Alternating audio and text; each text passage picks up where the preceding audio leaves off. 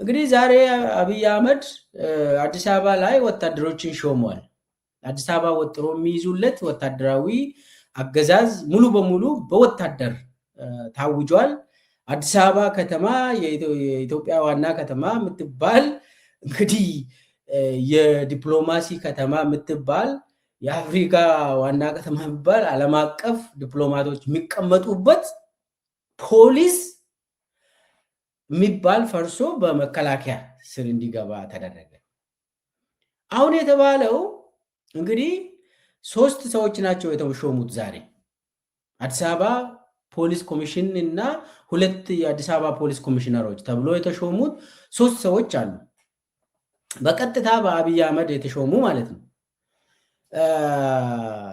እንግዲህ የጠቅላይ ሚኒስቴር ተብዬው ጽህፈት ቤት እንዳሳወቀው ሌተናል ጀነራል አስራት ዳኔሮ የሚባል የመከላከያ አባል የአዲስ አበባ ፖሊስ ኮሚሽን ኮሚሽነር ሆኖ ተመድቧል። እንግዲህ ሌተናል ጀነራል አስራት ዳኔሮ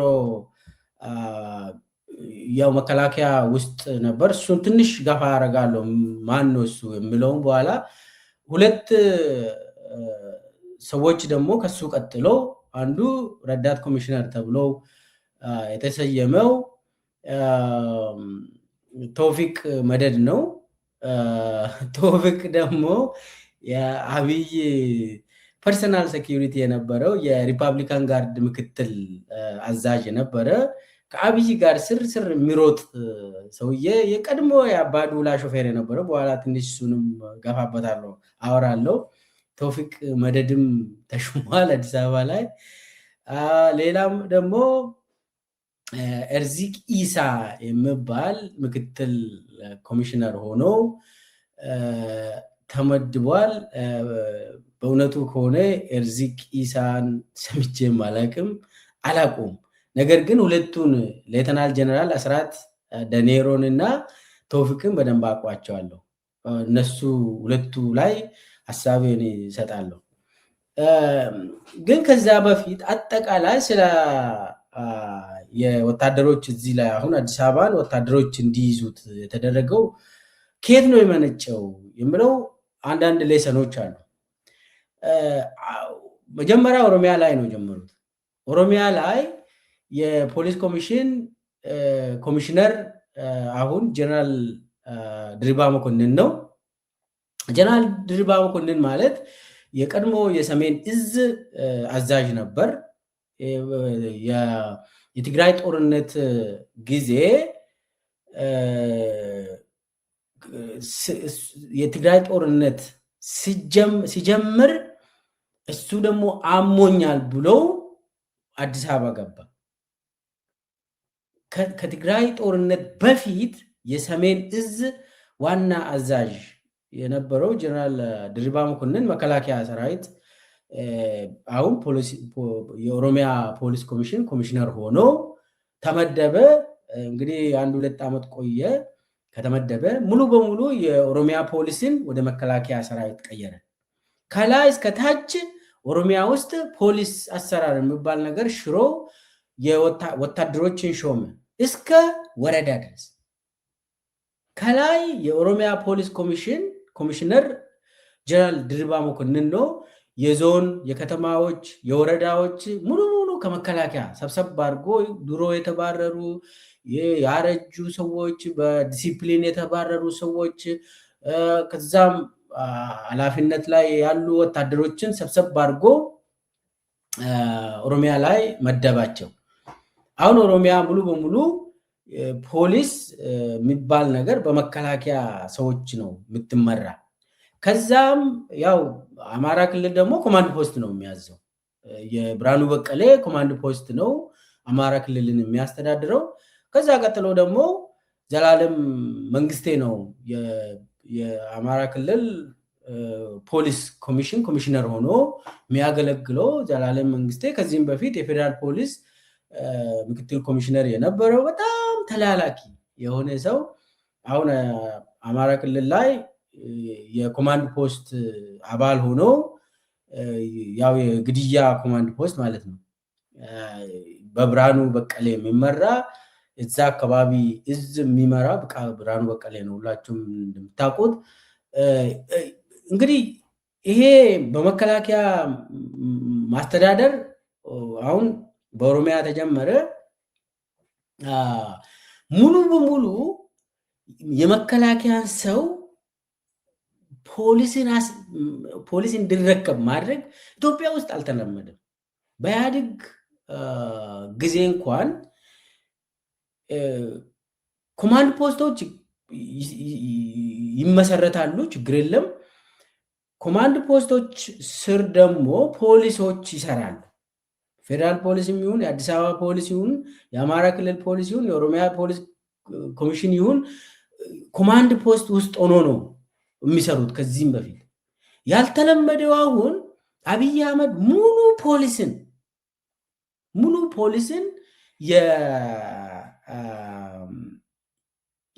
ለመከላከያ መስጠቱ ነው እና መከላከያ ሰራዊት ሁሉንም መድረጉ ስልጣኖችን እንዲሰበስብ እየተደረገ ነው። አሁን አስራት ደኔሮ ለምንድን ነው አዲስ አበባ ላይ የተመደበው? መከላከያ ሰራዊት ሙሉ በሙሉ አዲስ አበባን እንዲረከብ ለምንድን ነው የተደረገው ምለውን ሳልመልስ በፊት ትንሽ ስለ አስራት ደኔሮ አመድ ላውራ። አስራት ደኔሮ አመድ ትውልድ ቦታቸው ከፋ ነው። እንግዲህ ለብዙ ዓመታት መከላከያ ሰራዊት ውስጥ ሲሰራ ነበር። በጣም ታማኝ ደንበኛ ተላላኪ ሰው ነው። አስራት ደኔሮ ማለት እኚህ ነው። መከላከያ ሰራዊት ውስጥ ከዚህም በፊት የመከላከያ ምድር ጦር ውስጥ ነበር፣ አዛዥም ሆኗል እዛ አካባቢ። ከዛ በኋላ ደግሞ የመከላከያ ኢንተለጀንስ ቺፍም ሆኗል። እንግዲህ የመከላከያ ኢንተለጀንስ ማለት በጣም ከባድ ቦታ ነው። ሰውን የሚገሉ የሚያሰቃዩ የመረጃ ሰዎች ናቸው። እዛም የመከላከያ ኢንተለጀንስ ሆኖም አገልግሏል። ከዛ በኋላ እንግዲህ 2020 አካባቢ የምዕራብ ኮማንድ ተደርጎ በምዕራብ እዝ ስር የምዕራብ ኮማንድ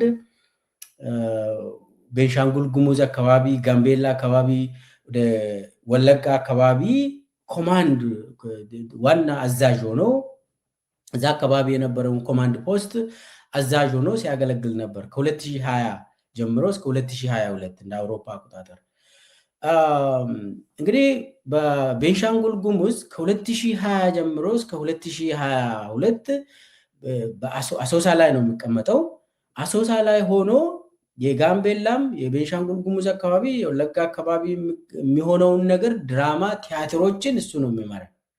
አስቡት የመተከል አካባቢ የሚከሰተው የብሔር ብሔረሰቦች እዛ አካባቢ የሚኖሩ ላይ የሚከሰተውን በጣም መሰሪ የሆኑ ስራዎች ኦሮሞ መግደል፣ አማራን መግደል፣ ሌሎችን ገሎ የእርስ በርስ እዛ አካባቢ እከሌ ነው እንደዚህ ያደረገ፣ እከሌ ነው እንደዚህ ያደረገ፣ አንድ የኦሮሞን ገሎ ፋኖ ነው እንደዚህ ያደረገ፣ ሌላ አማራን ገሎ ሸኔ ነው እንደዚህ ያደረገ የሚባሉ እዛ አካባቢ የሰውን ቤት ማቃጠል። ዛሬ እንኳን መተከል ላይ የሰው ቤት፣ የህዝብ ቤት፣ የንጹሃን ቤት እየተቃጠለ ሰዎች እየሞቱ ነው። እና እዛ አካባቢ የነበረው ድራማዎችን ሲመራ የነበረ ሰው ነው። በጣም ታዛዥ፣ ለአብይ ታማኝ አገልጋይ የሆነ ቁጭ ብድግ የሚል ሰው፣ ተኛ ከተባለ የሚተኛ፣ ተነስ ከተባለ የሚነሳ ሰው ነው አስራት።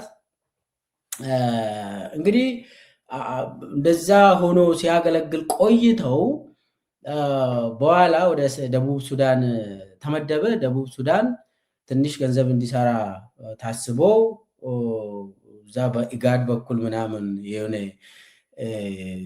ተመደበ። ደቡብ ሱዳን ቆየ ትንሽ። እዛ ግጭትም ስለነበር አውቆ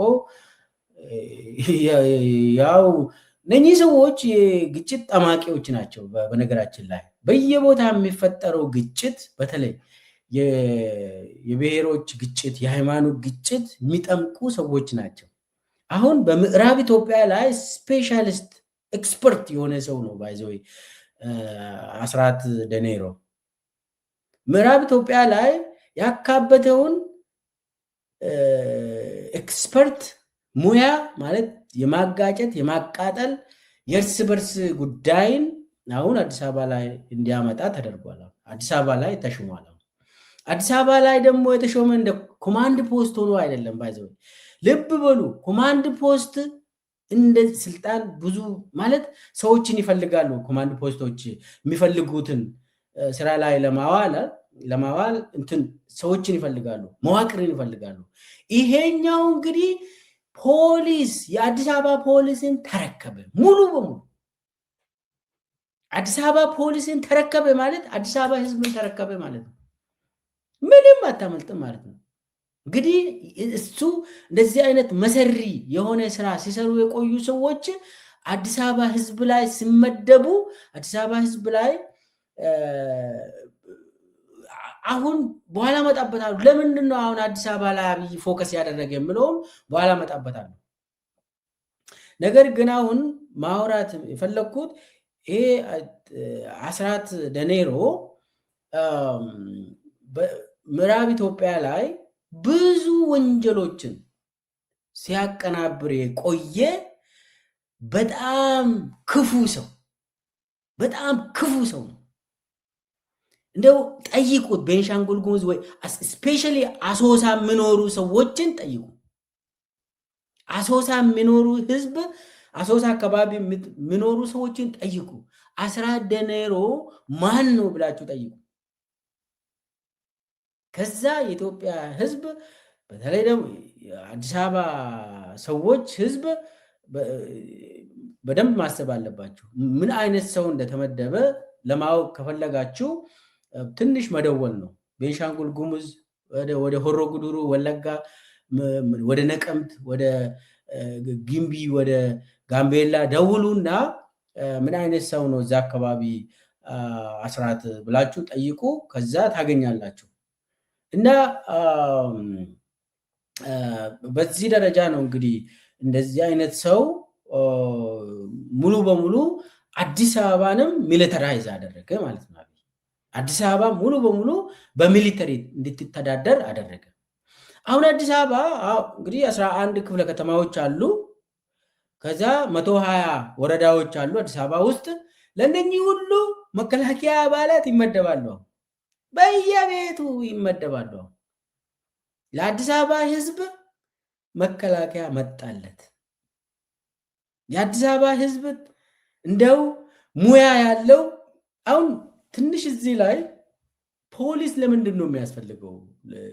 ፖሊስ ምንድን ነው? መከላከያ ምንድን ነው የሚለውን በደንብ መረዳት አለብን። ፖሊስ ማለት በፍርድ ቤት ታዞ በህግን ስራ ላይ የሚያውል አካል ነው። ፖሊስ ማለት ወንጀልን የሚከላከል አካል ነው ፖሊስ። ስለዚህ ፖሊስ ሙያው የፖሊስ ሙያና የመከላከያ ሰራዊት ሙያ አንድ አይደለም። መከላከያ ሰራዊት ትሬኒንጉ እንግዲህ በአብይ ጊዜ ያው የኢትዮጵያ ህዝብ ጠላት ነው ብሎ ነው ለመከላከያ ሰራዊት ስልጠና የሚሰጡ። መከላከያ ሰራዊት በዓለም ላይ ያለው መከላከያ ሰራዊት ብናወራ መከላከያ ሰራዊት ማለት አገርን የሚጠብቅ የአገር ድንበርን የሚጠብቅ የአገር ሉዓላዊነትን የሚጠብቅ ለዛ የሚሰዋ የመንግስት አካል ነው መከላከያ ማለት። በአብይ ዘመን ግን መከላከያ ማለት ዜጎችን የሚገል ሆነዋል ማለት ነው። አሁን መከላከያ ሰራዊት የህግ ደንብ አስከባሪ እንዴት ይሆናል? መከላከያ ለነገሩ በአብይ ዘመን ሙሉ በሙሉ ኢትዮጵያ ውስጥ ደንብ አስከባሪ ነው የሆነው መከላከያ። ያለሙያው ደንብ አስከባሪ ያደረገው አሁን መከላከያ በየቤቱ እየሄደ አሁን መከላከያ ግንኙነቱ ከህዝብ ጋር እኮ የተወሰነ መሆን አለበት እኮ ህጉ ነው፣ ኮድ ኦፍ ኮንዳክቱ ነው እንደዛ የምለው። መከላከያ ከህዝብ ጋር መኖር አይችልም። ከህዝብ ጋር መቀላቀል የለበትም። ከካምፕ መውጣት የለበትም። መከላከያ ጠላት ኢትዮጵያን ከወረረች ከካምፕ ወጥቶ ጠላትን ይመታል።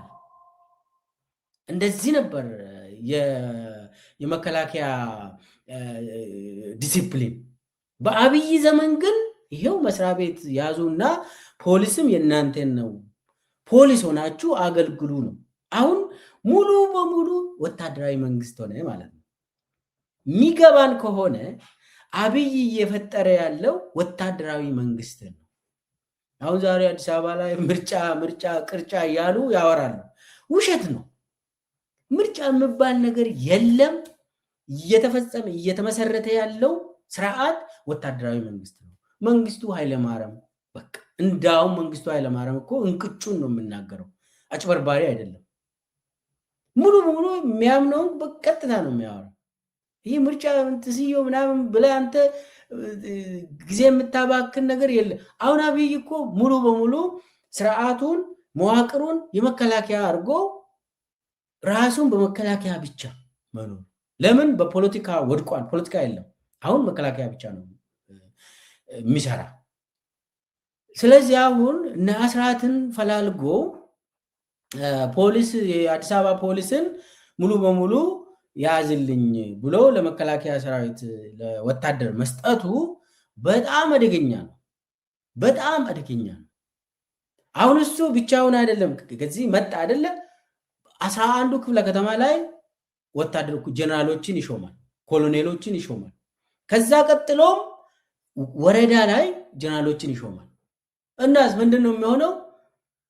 በቃ በጀነራል ትተዳደራለህ፣ በኮሎኔል ትተዳደራለህ። እና የአዲስ አበባ ካቢኔዎች ከመከላከያ ጀነራሎች ጋር ነው የሚያወሩ። ለፖሊስ አይደለም የምትደውለው። የአዲስ አበባ ካቢኔ አባል ከሆንክ የከንቲባን ብትሆኚ ከጀነራሎች ጋር ነው የምታወሪ። እና የጀነራሎቹ እንትን ከዛ የጀነራሎቹ ውሳኔ ይጸናል። የአዳነች አቤቤ ሳይሆን የጀነራሎቹ ውሳኔ ይጸናል። ለምን? እነሱ የአብይ ተላላኪ ስለሆኑ፣ ለአብይ ታዛዥ ስለሆኑ ደግሞ በቀጥታ በአብይ እኮ ነው የተሾሙት። አስቡት፣ አዲስ አበባ በቀጥታ እንዲሁ። ድሮ እኮ የሆነ በድብቅ ነው ጠቅላይ ሚኒስቴሩ እከሌን ሹሙት ብሎ ሪኮመንድ ያደርጋል። ድሮ ጠቅላይ ሚኒስቴር ለአዲስ አበባ ከተማ ከንቲባ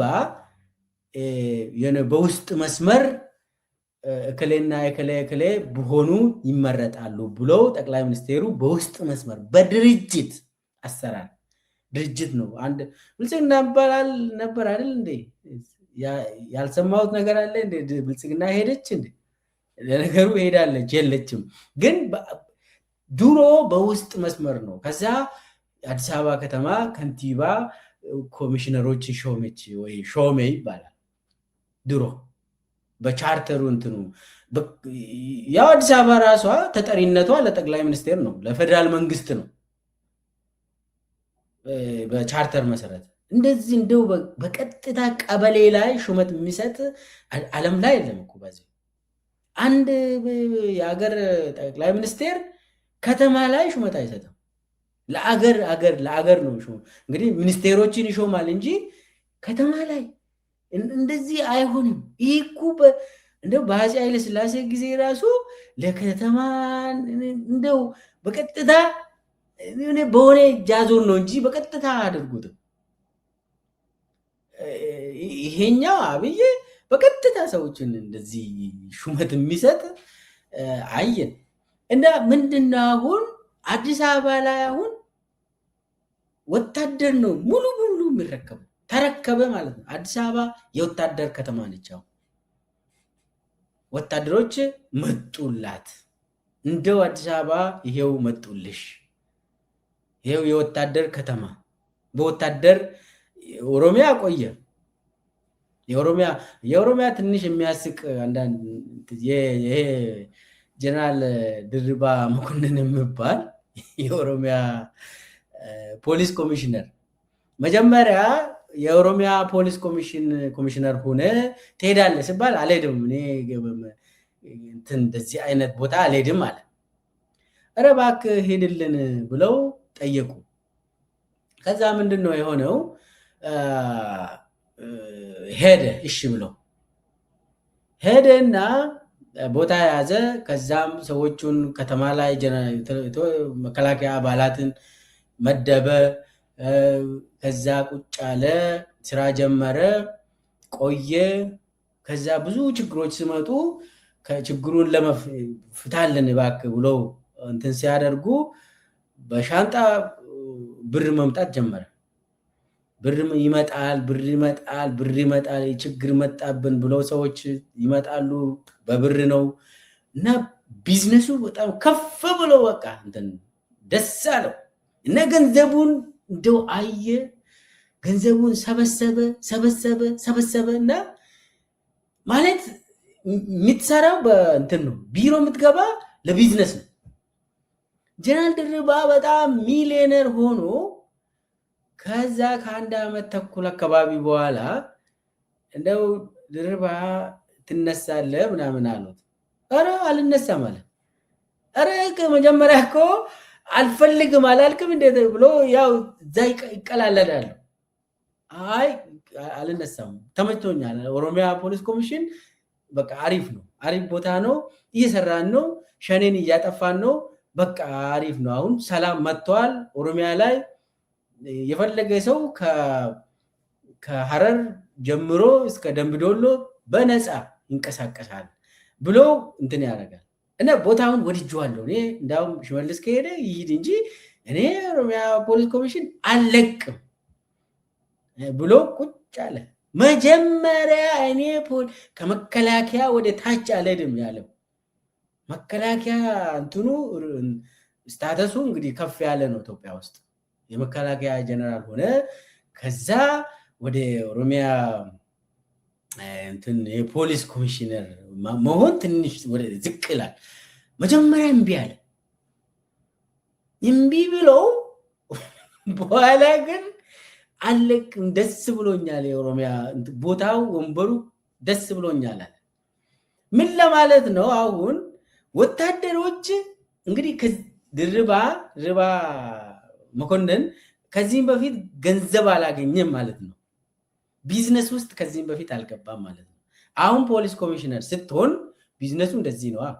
ለምን? ስለ መሬት ችግር ነው፣ ስለ እንትን ነው፣ የተለያዩ ኮንትሮባንዶችን ነው የምታስተዳድረው።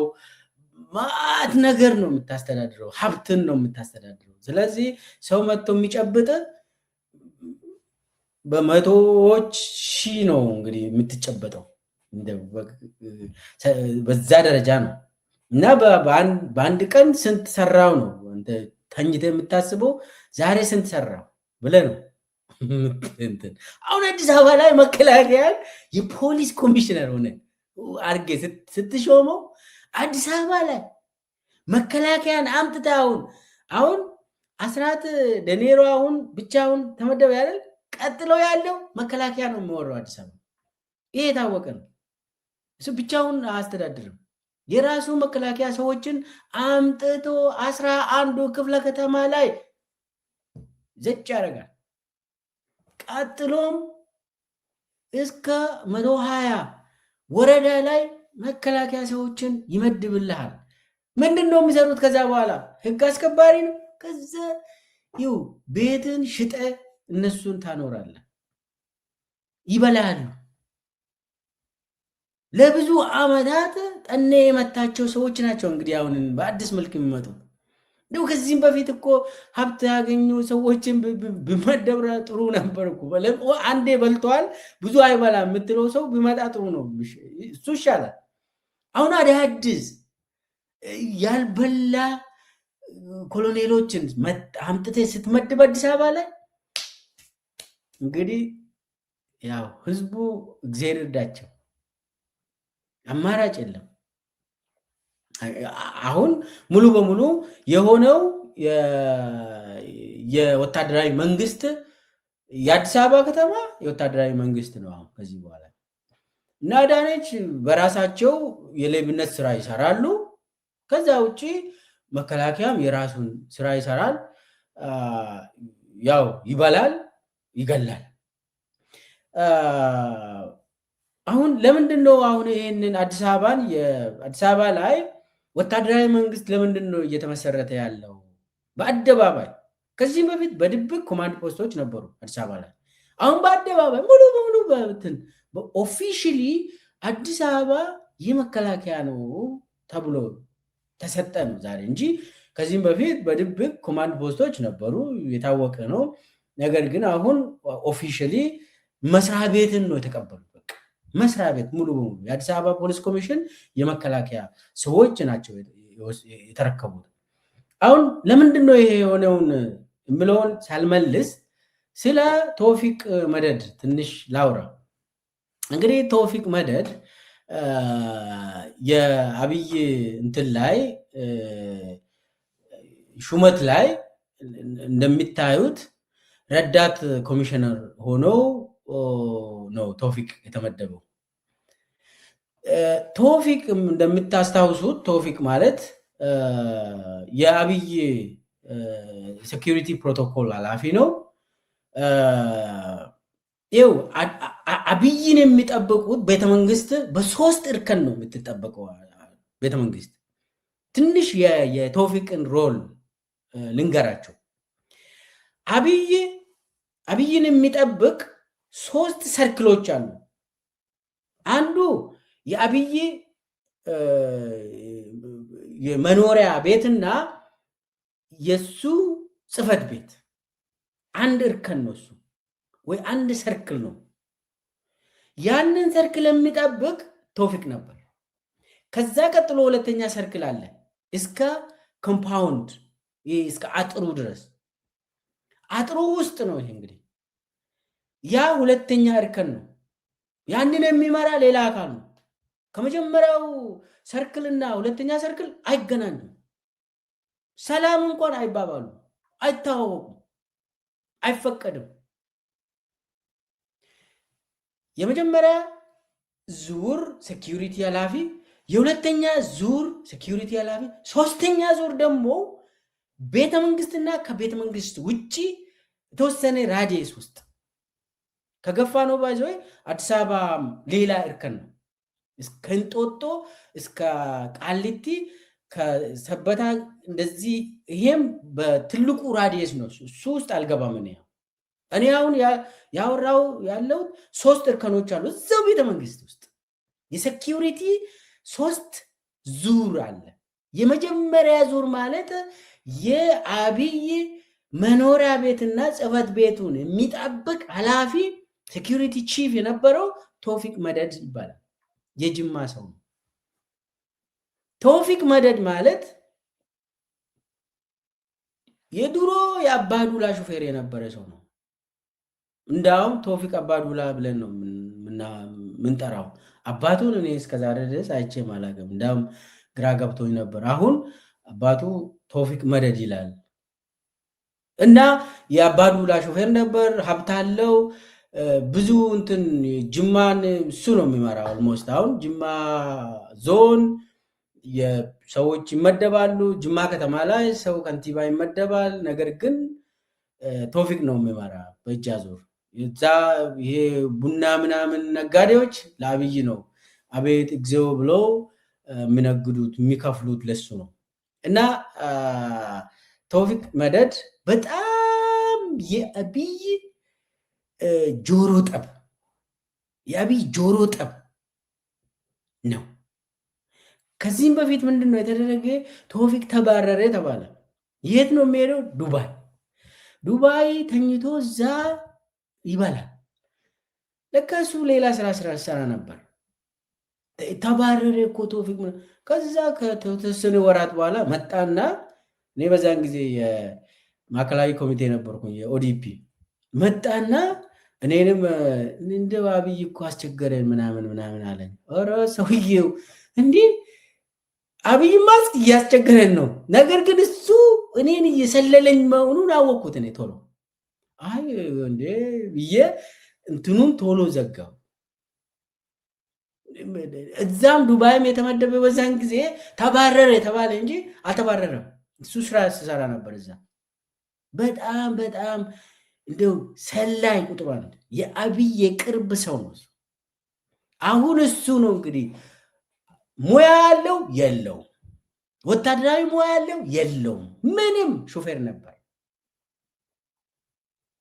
የአባዱላ ሹፌር ነበር። ሀብት አካበተ። ከዛ በኋላ የአብይ ሆነ። አብይ ወስዶት ቤተመንግስት ገባ እና ቤተመንግስት ሆኖ የአብይ ጠባቂ ቁጥሩ እንደሆነ የአብይ ቅርብ ሰው። አሁን ቶፊቅ አንተን ከያዘ ያስባርራል። ቶፊቅ ሹመት ይሰጣል። ቀላል አይደለም። ተው ምንም አይነት ስልጠና ሳይኖረው ቶፊቅ የሪፐብሊካን ጋርድ ምክትል አዛዥ ነበር። አሁን እሱ ቦታ ማን እንደተሾመ አይታወቅም። ነገር ግን አሁን የአዲስ አበባ ፖሊስ ኮሚሽነር ምክትል ኮሚሽነር ሆኖ ተመደበ። ምንድነው እዛ አሁን እነኚህ መከላከያዎች አብይ እነዚህ አስራትን በጣም ስለሚያምን ነው።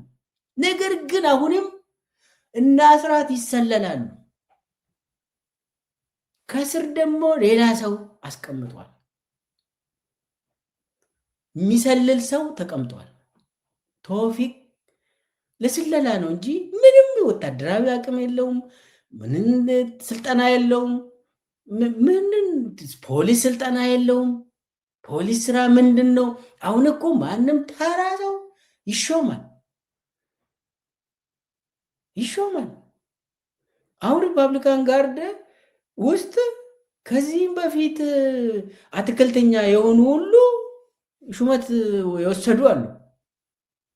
በአብይ ዘመን እኮ እንደው ሙያ የሚባል ነገር የለም። ገደል ገባ፣ ገደለው እኮ ሙያ የሚባል ፖሊስ። አሁን ኦሮሚያ ላይ እነዚህ እነ ድርባ መኮንንን ሲሾሙ ፖሊስ ሙያ ያላቸው ፖሊሶች ሙሉ በሙሉ አባረሩ። ሙሉ በሙሉ ፖሊስ እኮ ሙያ ነው። ስልጠና ትወስዳለህ። የምትሰራው ህግን ነው። ህግን መሰረት ያደረገ ነው። መከላከያ ስልጠና ሌላ፣ የፖሊስ ስልጠና ሌላ። አብይ አምጥቶ ፖሊስን አፍርሶ መከላከያ እየተካ ነው። በመከላከያ ደግሞ እንደ ቶፊቅ አይነት ደግሞ ይሾማል። ምንም ሙያ የሌለው ሰው። አሁን ቶፊቅ አሁን ሀብት እንደዚህ ቢሊዮነር ነው። እንደዚህ ለምን እንደገፋ ግን አብይ እዛ ወደ ፖሊስ ኮሚሽን እንደወረወረው ያው እዛም ሄዶ ያዝልኝ ነው እንግዲህ የሚሆነው እንጂ ለራሱ ደግሞ ቶፊቅ ቦታ ማን ነው የሾመው የምለውን ሌላ ጊዜ አጣርቼ ሪፖርት አደርጋለሁ። የቶፊቅ ቦታ ያቺ የመጀመሪያ ሰርክል ጠባቂ ማን ነው? ወሳኝ ነች። ያሷ የአብይን መኖሪያ ቤትና የአብይን ጽህፈት ቤት የሚጠብቅ ኃላፊው ማን ነው የምለው የቶፊቅ ቦታ የተመደበው ማን ነው የምለው አንድ ልጅ የሚጠረጥሩ ልጅ አለ፣ ግን ማጣራት አለብን። እሱን ሌላ ጊዜ ብናወራ ይሻላል። ዞሮ ዞሮ ግን ለምንድን ነው አብይ አዲስ አበባ ላይ ፎከስ ያደረገው? አዲስ አበባ ላይ ወታደራዊ መንግስትን የመሰረተው አብይ ለምንድን ነው? ኦሮሚያ ላይ የጀመረውን ነገር ወደ አዲስ አበባ ያመጣው? ሌላ ቦታም ኮማንድ ፖስት ነው። ለነገሩ ቤንሻንጉል ጉሙዝ ኮማንድ ፖስት ነው የሚመራ፣ ጋምቤላ፣ ቤንሻንጉል፣ አማራ ክልል ኮማንድ ፖስት ነው እንዳለ። ነገር ግን እንደዚህ ፖሊስ መዋቅርን ሙሉ በሙሉ አፍርሶ ለመከላከያ መስጠት ለየት ይላል። አሁን አዲስ አበባ ላይ የነበሩ ፖሊሶች የተነሱ ከዚህም በፊት አንዳንድ ሐሰንን አውቀዋለሁ አሁን ሙሉ ሙሉ ገለል ነው ያደረገው።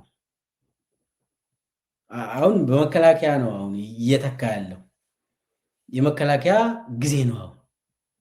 መከላከያ በኋላ ስለ ኢኮኖሚ ስናወራ እናወራለን ስለ መከላከያ እና አጠቃላይ ለምንድን ነው አሁን አዲስ አበባን ለምን መከላከያ ወደ አዲስ